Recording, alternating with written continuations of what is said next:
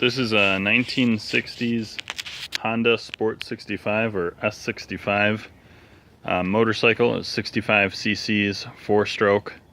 Used a pretty traditional Honda engine, so horizontal engine there.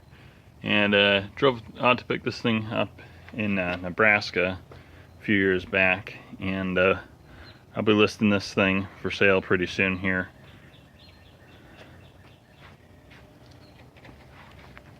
And bike, it's maybe about 90% complete.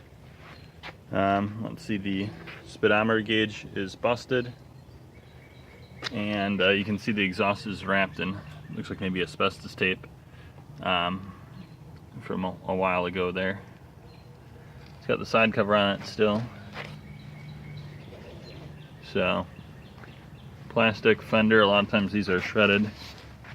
That looks to be in okay condition. Still has the key, which is pretty good. It's obviously rusty, missing the chain, and you know, the seat could use a little bit of repair. But back tail light is broken.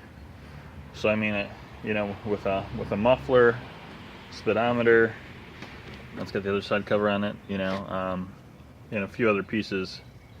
This could be a pretty good bike. So it does turn over with compression.